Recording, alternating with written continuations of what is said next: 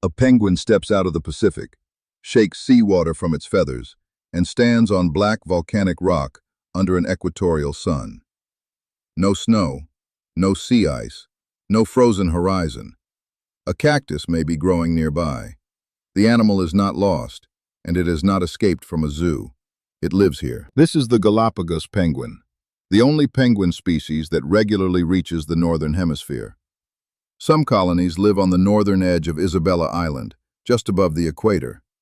That sounds like a biological mistake, because penguins are supposed to belong to Antarctica. But that picture is mostly a product of documentaries, cartoons, and one very famous emperor penguin. Penguins do not require ice. They require a reliable ocean food supply, access to breeding sites, and a body that can handle the local conditions. The first clue is in the water. The Galapagos Islands sit almost 1,000 kilometers west of mainland Ecuador, directly across the equator. The air can be hot, but the ocean around the islands is not uniformly tropical.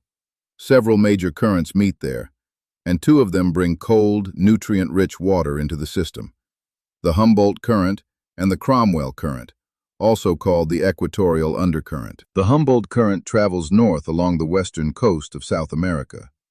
It carries cool water from higher southern latitudes toward Peru and Ecuador.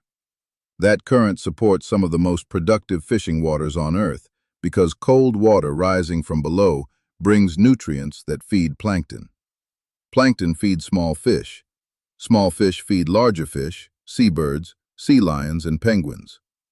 The chain starts with water that looks empty. The Cromwell Current is even more important around western Galapagos. It flows eastward beneath the surface of the equatorial Pacific. When it reaches the underwater slopes of Isabella and Fernandina, the islands get in the way. Water is pushed upward.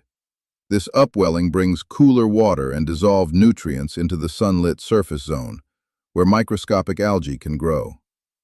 Around western Isabella and Fernandina, that process creates a pocket of unusually rich marine life. A thermometer on land does not tell a penguin whether a place is habitable. A school of anchovies does. Galapagos penguins feed mainly on small schooling fish, including anchovies, sardines, and mullet. They hunt close to shore, using their stiff flippers like underwater wings. Their black backs make them harder to see from above against dark water, while their pale bellies blend with the brighter surface when viewed from below. This countershading is common in marine animals. It is practical camouflage, not decoration. Most of the population is concentrated around Isabella and Fernandina, the two western islands most strongly influenced by cold upwelling. Smaller groups occur elsewhere in the archipelago, including Santiago, Floriana, and Bartolomé. Look at a map and the pattern makes sense. The penguins are not spread evenly across every warm beach. They cluster where the ocean delivers food. There is another correction worth making. Antarctica is not the birthplace of every penguin alive today, and modern penguins occupy a much wider range of climates than many people realize. There are penguins on the coasts of South Africa, in southern Australia, in New Zealand forests, in Chile, Argentina, Peru, and on subantarctic islands. The Galapagos penguin belongs to the genus Spheniscus, the same group as the Humboldt, Magellanic, and African penguins. These are often called banded penguins because of the dark markings across their chests. Genetic studies show that the Galapagos penguin is especially close to the Humboldt penguin. Its ancestors probably moved north from the South American coast, following productive cold-water habitats and ocean currents. We do not have a travel diary from the first birds, so the exact route and timing cannot be reconstructed like a human migration. Evolutionary evidence, geography, and the relationship between the species point in the same general direction. Southern penguins reached the islands, became isolated, and adapted to life in the tropics. Reaching the islands was only the first problem. Staying cool was the next one. An adult Galapagos penguin is roughly half a meter tall and weighs only a few kilograms.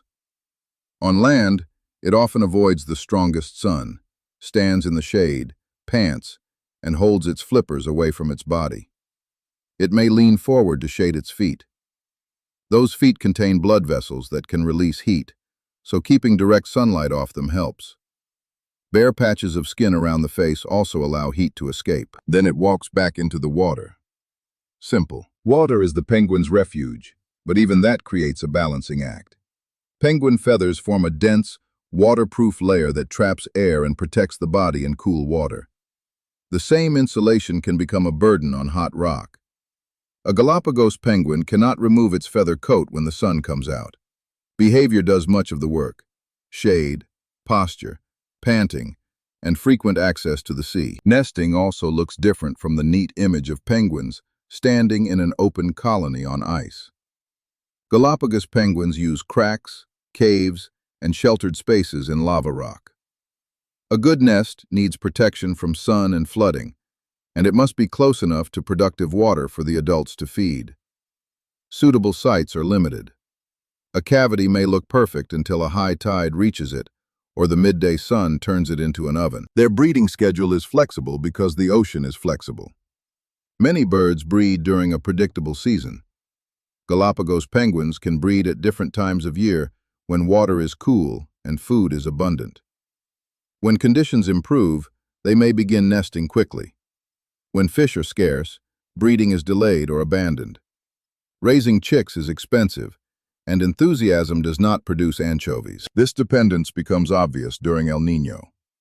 In an El Niño event, the eastern tropical Pacific becomes warmer, and normal upwelling can weaken.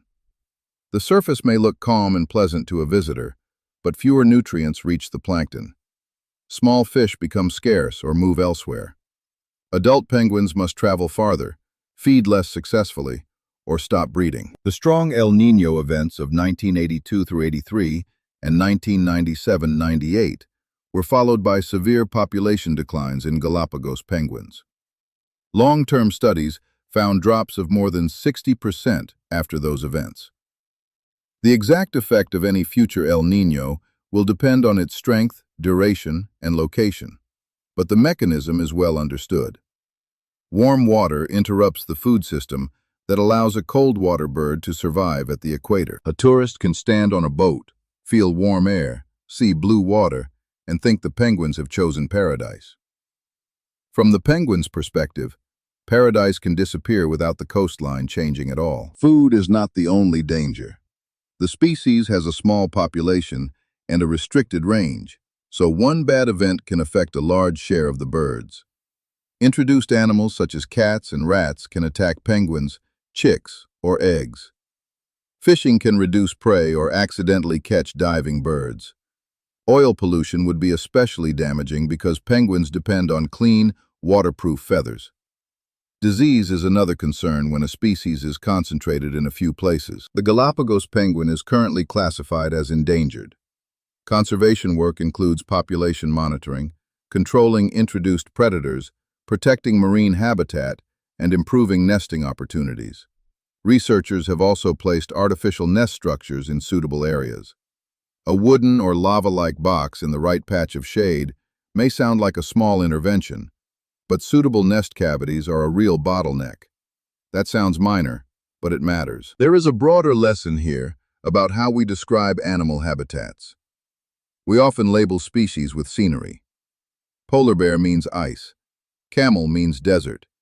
Penguin means snow. Those shortcuts help a child identify an animal, but they can hide the mechanism that keeps it alive. For a penguin, the important map is partly underwater. It shows currents, temperatures, underwater ridges, nutrient flow, plankton blooms, and moving schools of fish. The equator is only a line of latitude. It does not command the ocean to remain warm, and it does not form a wall that southern animals cannot cross. On northern Isabella, a Galapagos penguin can swim across the equator during an ordinary day of hunting. One moment, it is in the southern hemisphere, and a little later it is technically in the northern hemisphere. Nothing changes in its body. There is no invisible tropical border in the water. The fish do not stop at 0 degrees latitude. So why do penguins live at the equator? Because one small species found a place where cold currents bring food into tropical waters, volcanic shores provide shelter, and flexible behavior makes the heat manageable. They survived there not because the Galapagos somehow stopped being tropical, but because latitude is only one part of climate and an even smaller part of an ecosystem. The bird on the black rock is not an exception to nature's rules. It is a reminder that the rules were never as simple as the picture in our heads. Thanks for watching! If you enjoyed the video, please like, subscribe, and leave a comment below. See you in the next one!